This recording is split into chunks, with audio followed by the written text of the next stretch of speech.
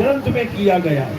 हिंदुओं के ग्रंथ में, मुसलमानों के ग्रंथ में, सिखों के ग्रंथ में, ईसाइयों के ग्रंथ में, यहूदियों के ग्रंथ में, बौद्धिस्टों के ग्रंथ में, हर ग्रंथ में इस समय का आगाज बता चुके हैं वो लोग कि एक ऐसा समय आएगा जब पूरे संसार में हाहाकार मचा होगा।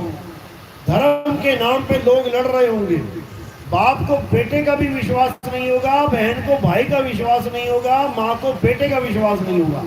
ऐसा अत्याचार चल रहा होगा।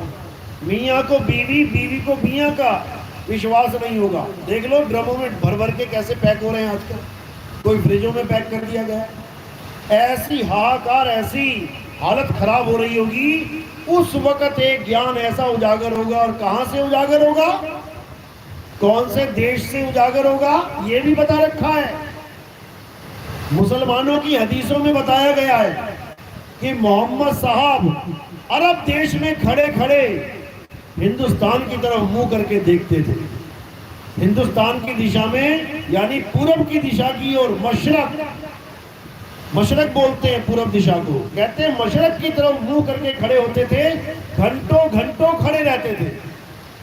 उनसे जब पूछा जाता था कि साहिब आप उधर को मुंह करके खड़े हो पूरब दिशा में, वहां ऐसा क्या है, तो वो क्या बोलते थे कि मुझे हिंदुस्तान से एक खुशबू आती महसूस होती है, मुझे खुशबू आती है उस तरफ से।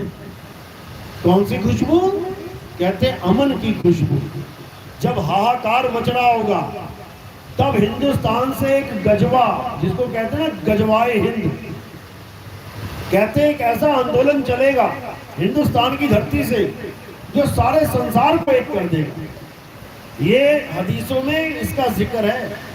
और उसमें क्या बोला कि इमाम मेहदी आएंगे और वही ज्ञान पूरे विश्व में खोल देंगे। ईसाइयों ने बोला कि ईसा मसीह जो चले गए हैं, संसार की नजर में मर गए हैं, वो मरे नहीं हैं, वो वापिस आएंगे और पूरे संसार को ईसाई बना देंगे। ईसाई मतलब वो क्रॉस मानने वाले नहीं, ईसाई मतलब ईसा की बातों पे अमल करने वाले, जो ईसा मसीह के गुप्त ज्ञान को भूल के आज मूर्ति पूजा में फंसे पड़े हैं, आज लोगों को हाथ लगा के करंट लगवा देते हैं, ऐसे पाखंडवाद में फंस गए हैं। ये सब सही हो जाएंगे कब? जब ईसा मसीह का ज्ञान दोबारा आ जाएगा। यही गुरु ग्रंथ साहब में बताया गया कि एक ऐसा समय आएगा, कहते हैं आन 78 जान 97 और भी उठसी मर्द का चेला, यानी एक ऐसा मर्द का चेला आएगा जो पूरे संसार को दोबारा से एक करने का ज्ञान दे देगा। यही बौद्धिस्टों में बताया गया कि महात्मा बुद्ध तो आके चले गए, लेकिन एक बुद्ध और आएगा। उसका क्या नाम होगा? उसका मैत्रेय बुद्ध नाम होगा। क्यों रखा उसका नाम मैत्रेय बुद्ध? क्योंकि वो झगड़ा करते हुए लोगों में दोस्ती करवा देगा। मैत्रेय का मतलब क्या होता है? मित्रता। यही यहूदियों में बोला गया कि एक इलियास नाम का जो नबी है वो अभी मरा नहीं है, लोग समझते हैं मर गया, वो दोबारा आएगा और यहोवा का असली ज्ञान पकड़ा देगा। यहोवा जपवाएगा नहीं, यहोवा का भेद समझा देगा। यहोवा क्या होता है? यहोवा ही तत्व ज्ञान है।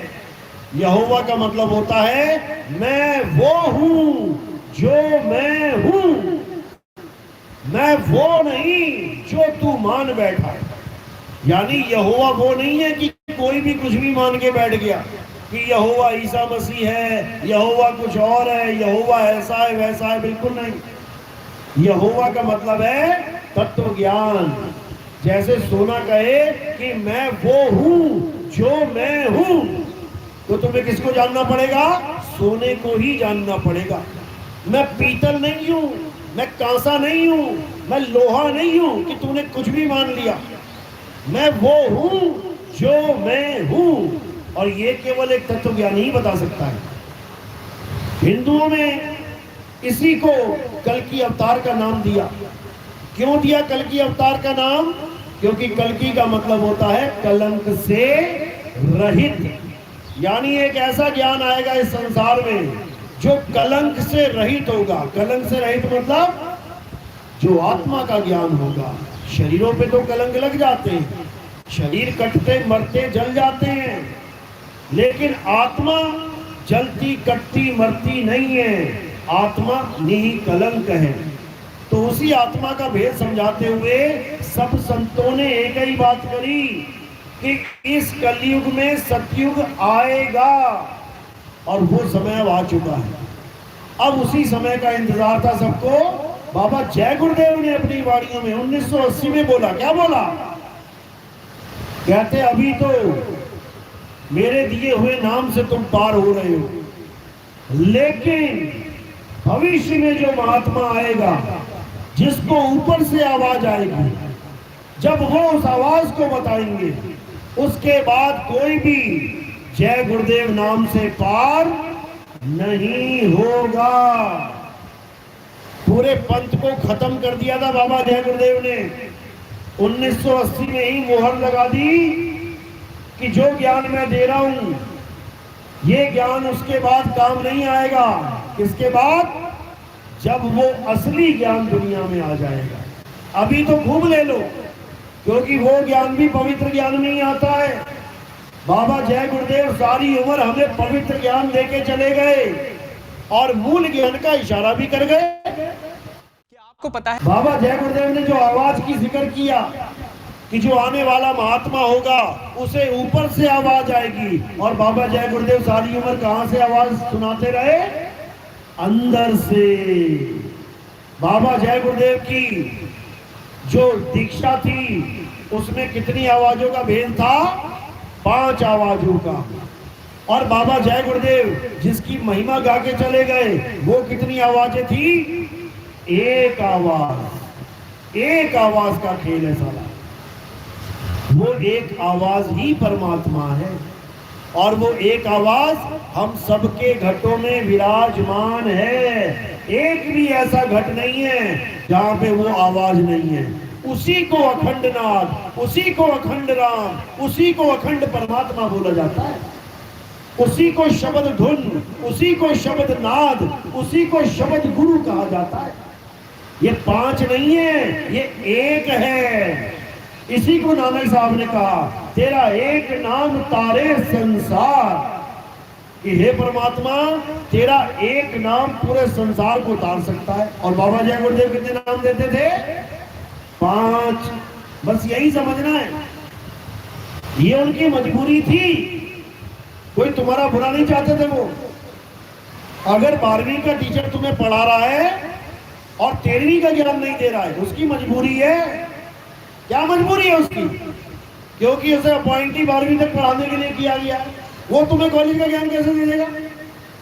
पहली क्लास का टीचर पहली पढ़ाता है, दूसरी क्लास का टीचर दूसरी पढ़ाता है। इसका मतलब ये नहीं कि आगे का ज्ञान नहीं जानता हूँ। बाबा जय गुरुदेव अगर कुछ बोल रहे हैं, वो समझदार हैं, लेकिन उनको चुना नहीं गया वो ज्ञान खोलने के लिए। उनको केवल पवित्र ज्ञान तक ही सीमित रखा गया, तो उन्होंने अपना फर्ज बखूबी निभाया। उन्होंने तो कई सत्संगों में ये बोल दिया कि बच्चा अभी तक तो मैंने सत्संग किया ही नहीं है। बताओ कौन कौन जय गुरुदेव वाले यहाँ पे हाथ खड़ा करो। बोला कि नहीं बोला? बोलते चले गए वो, लेकिन लोग समझ ही नहीं पाए कि बाबा जी बोल क्या रहे। अगर बाबा जी ने आज तक सत्संग किया ही नहीं, तो ये लाखों करोड़ों की भीड़ क्या सुन रही थी आज तक? ये पवित्र ज्ञान था मेरे भाई। मूल ज्ञान तो अब सुनाई देगा, हर घर में सुनाई देगा, हर राज्य में सुनाई देगा, देश विदेश में सुनाई देगा, क्योंकि अब उसका समय आ गया है। जो बाबा जय गुरुदेव कहते थे कि एक ऐसा पंथ चलेगा जिसका एक नाम, एक भाषा, एक झंडा होगा, और खुद कितने नाम देते रहे? 5। एक भी चेले ने नहीं पूछा कि बाबा आप तो एक नाम की बात कर रहे हो और दे 5 रहे हो। यही वो गुप्त भेद है जो बाबा जय गुरुदेव ने शाकाहारी सदाचारी मासिक पत्रिका में खोल के समझा रखा है। जिसको चाहिए हो वो संपर्क कर सकता है। यहाँ बैठे हुए बाबा जय गुरुदेव के शिष्य, टाटधारी, झंडाधारी। तो कहने का यही मतलब है कि परमात्मा एक, तो उसका नाम भी एक है। उसी एक नाम को जानना है।